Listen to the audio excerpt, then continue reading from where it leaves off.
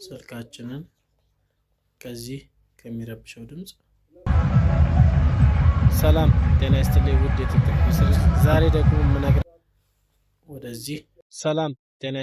የቲክቶክ ዩዘሮች ዛሬ ደግሞ የምነግራቸው ስልክ አሳያችኋለሁ።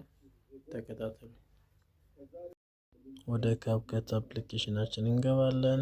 ኒው ፕሮጀክት ብለን እንገባና ከአስቀምጥናቸው ቪዲዮ መሃል ኤዲት የምናደርገውን እንመርጣለን። ደስ ያለን ወደ ላይ ብለን መመረጥ ያለበትን ቪዲዮ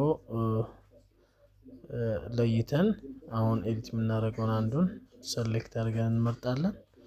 እኔ ለምሳሌ ይሄኛውን በመርጥ የመረጥኩትን ራይት ክሊክ ካልኩ በኋላ እዚህ ጋር ኤችዲ የምትለውን ታች ክሊክ ያገና በራትና ወደ ዋናው ካፕከት እንዲመጣልን እንመርጠዋለን። እዚህ ጋር ይመጣል። እንደምታዩት ያው በዚህ መልኩ ጫጫታ ያለውን እዚህ ጋር ከታች ወደ ጎን እንልና እዚች ጋር ያለችዋን ምልክት አንድ ጊዜ እናካታለን። ከዛ በኋላ ኬፕ ቮይስ የሚለውን እንመርጣለን። እንደዚህ ብሎ መቁጠር ሲጀምር የሚረብሸውን ድምጽ ፓርት ያወጣልናል።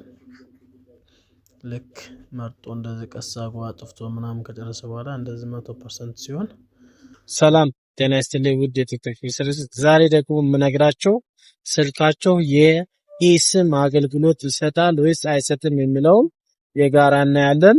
ለቤቱ አዲስ ከሆናችሁ ላይክ፣ ፎሎ፣ ሼር እንዳይረሳ። ስንጨርስ ኤክስፖርት የሚለውን እናካለን። በዚህ መልኩ ያልቃል ማለት ነው። ድምጻችን ጥርት ያለ ድምጽ ይሆናል ማለት ነው። ከቪዲዮ ከተማራችሁ ላይክ፣ ፎሎ፣ ሼር እንዳይረሳ። አዳዲስ ጥያቄዎች ካላችሁ ለሁላችሁም መልስ የምሰጥ ይሆናል። አመሰግናለሁ። መልካም ትምህርት ይሁንላችሁ።